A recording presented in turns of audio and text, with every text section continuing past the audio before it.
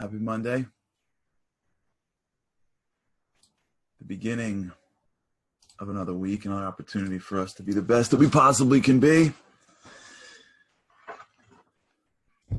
Getting everything ready here. We've been talking about this idea of happiness, empowerment, other separate words, but we're going to use them, at least for now, in one general area. And where we left off last time, oh yeah, today's 100, yesterday was 99, okay. So happy 100th anniversary for those that are joining us on the show. If you've came at any point, you're part of our celebration. Thank you very much for those that have been with us for a while. It means a lot to me. I know it means a lot to Andy. And may we continue.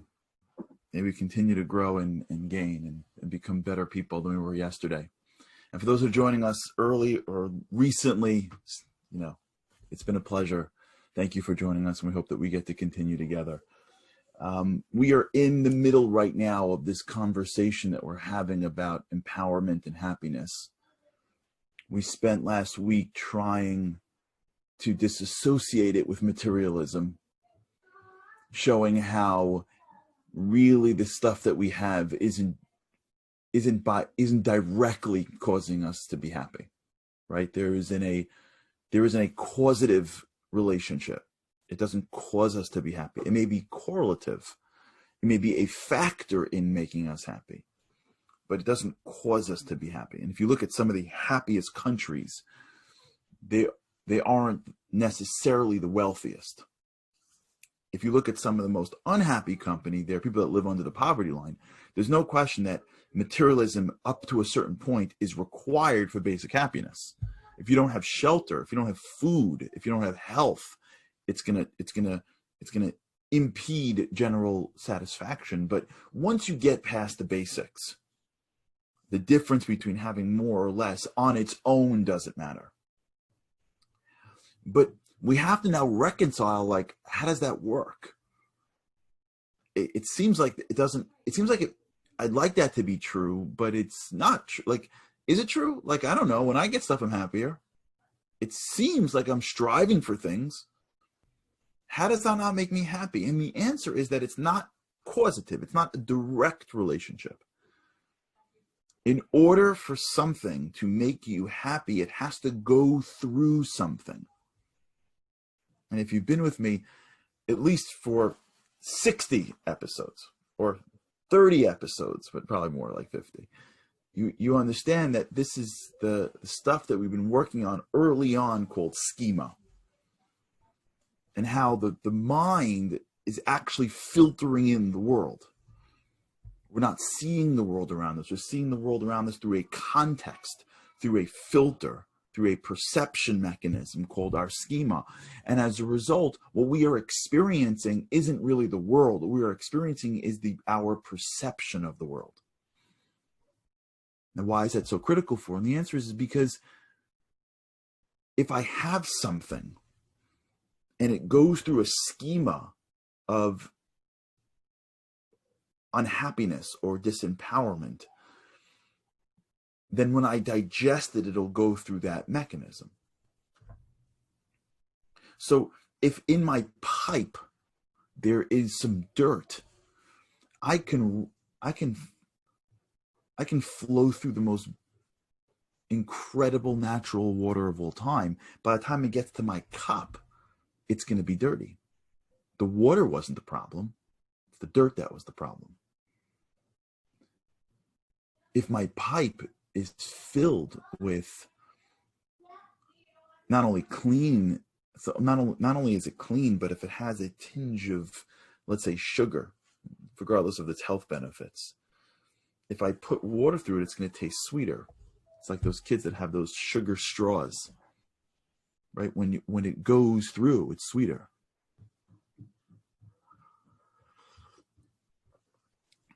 There's a famous rabbi named Rabbi Gamliel. He was one of the greatest rabbis. Actually, no, it's Rabbi Yehuda Hanassi, Rabbi Judah the Prince.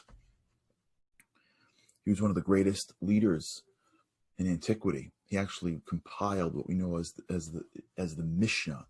He was one of the wealthiest men in Israel at the time. One of his closest friends was the Roman emperor, who had a summer home near his home and dug out a tunnel so that they would be able to meet, because at that point the Romans and Jews, it would be beneath the Roman. And on his deathbed, Rabbi Judah said that I did not benefit from this world, even my smallest pinky. He was the wealthiest man in town. What he was saying was that I didn't need the materialism. I wasn't controlled by the materialism. It wasn't that he didn't eat. It wasn't that he didn't live in his home. It wasn't that he didn't get the clothing that was washed by his household of people that took care of him. It was, I was in control. The pipes that I put in myself for digesting the outside world was spiritual.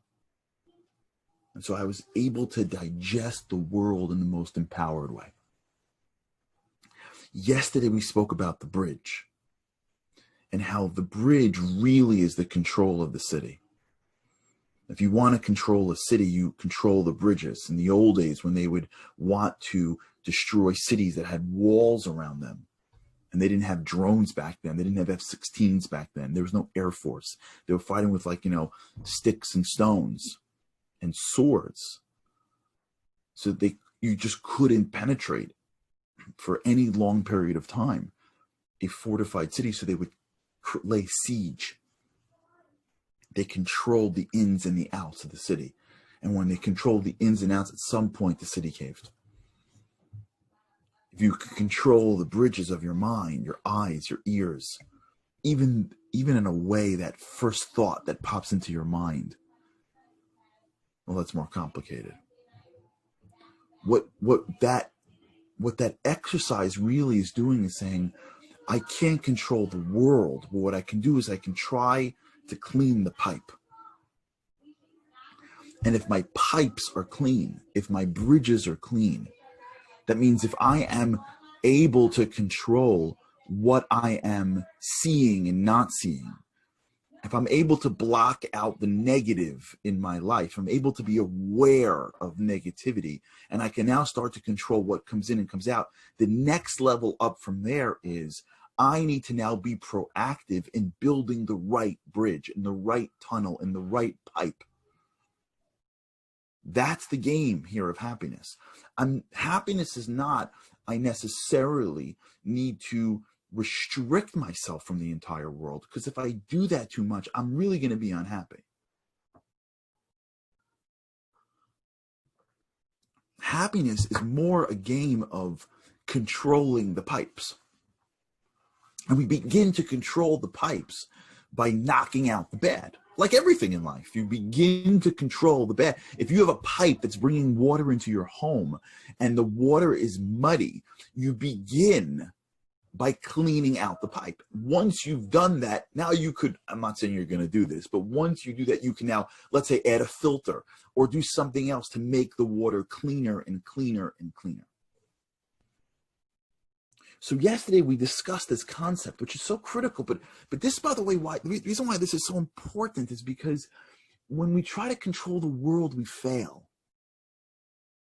When we can try to control our spouse, we fail. When we try to control our children, we fail. When we try to control God, we fail. People are walking around faithless.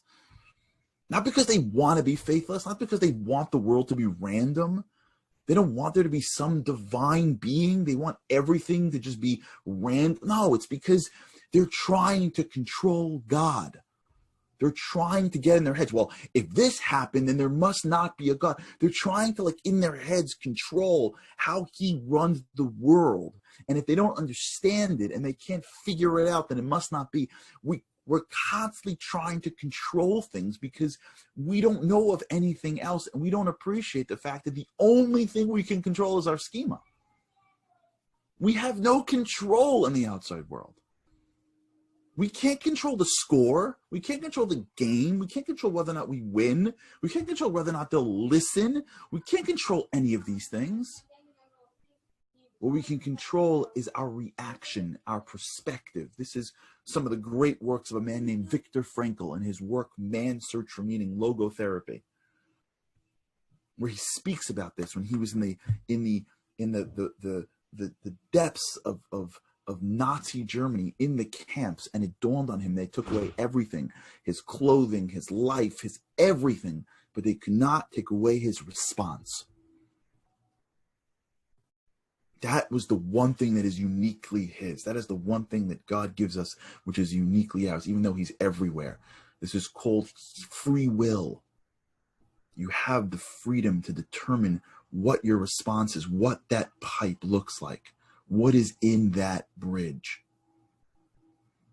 And so there's a game we play with ourselves in the world of happiness. The first game is, what's the negativity coming in my mind? And that, by the way, isn't just the bridge. It's also like right behind the bridge, right? It's my expectations. It's the neuroplasticity of negativity.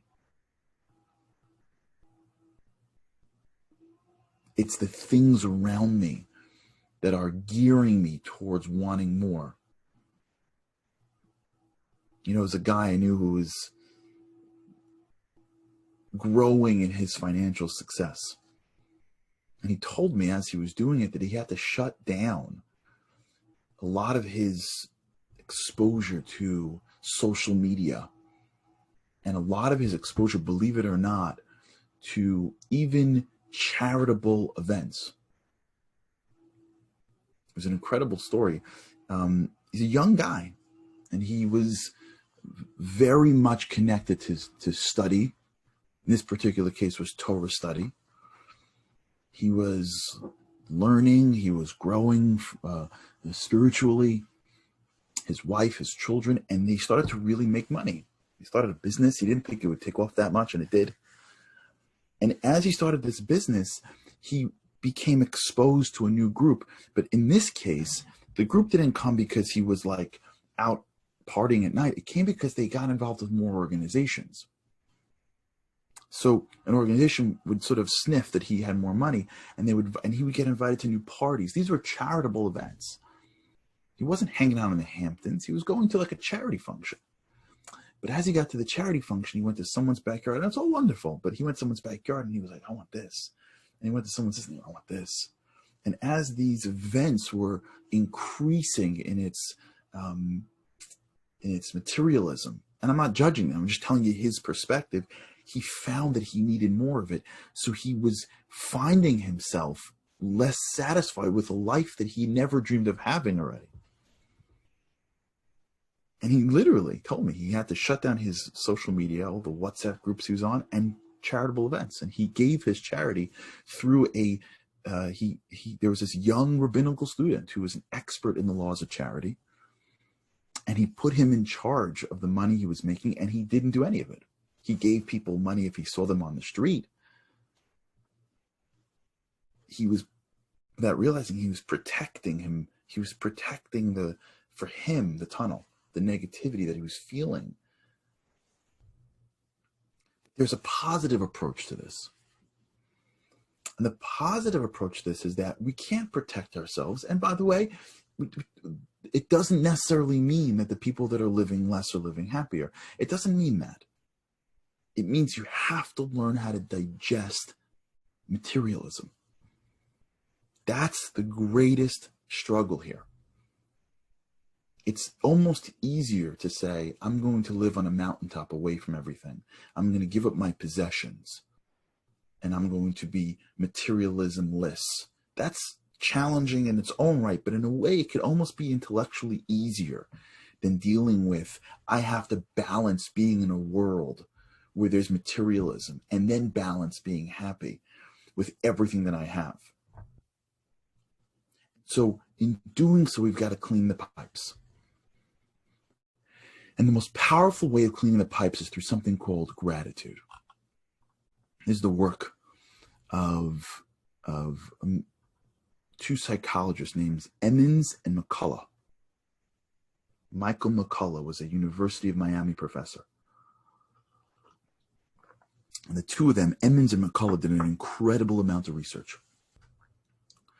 So the first thing that Professor McCullough realized was that grateful people, when he looked at people, they're happier, they're more optimistic, and they're more satisfied. And his co-professor or his co-researcher, a guy named Robert Emmons and McCullough, Emmons is from the University of California at Davis and McCullough's from Miami. They did this incredibly long study on gratitude. And what they did was they created a study group where they had people write down things that make them, that they were grateful for. These are called gratitude journals.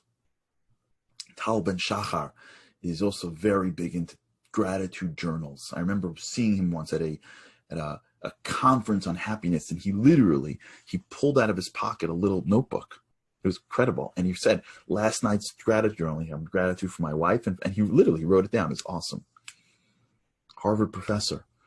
He takes the time to do his little gratitude journals. Those of you who are journaling, you're getting the world of identifying and articulating your thoughts. So this concept, what they would do is they would take these two groups of people, and for one group of people, they had them do gratitude journals. I think it was 20 minutes or so, or whatever it was. They had them regularly write down things they were grateful for. And then they compared them against the control group. And they found the people that took gratitude journals and took their gratitude seriously, they were more optimistic, they exercised more, they slept better. They reported, and this is crazy stuff. This is all, I can post some of this stuff, but this is all from this. I think Andy's already posting. When the people that kept these weekly journals, they had fewer physical symptoms. They felt better about their lives. They were more optimistic about the future. They recorded over time less hassles.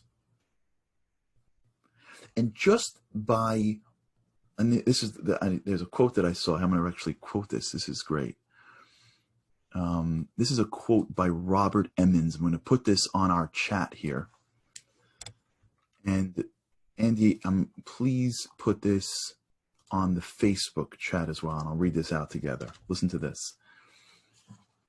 And if those who are watching on Instagram or LinkedIn or YouTube, just email me, charlie@charlieharari.com, and I will send it to you.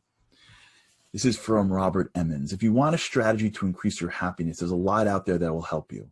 You can take pharmaceuticals like Prozac, but gratitude is something that doesn't have any side effects, right? You can take medication if you want, but what gratitude does is gratitude actually sort of like zeroes in and starts to shift our minds to learn how to grapple with the world around us.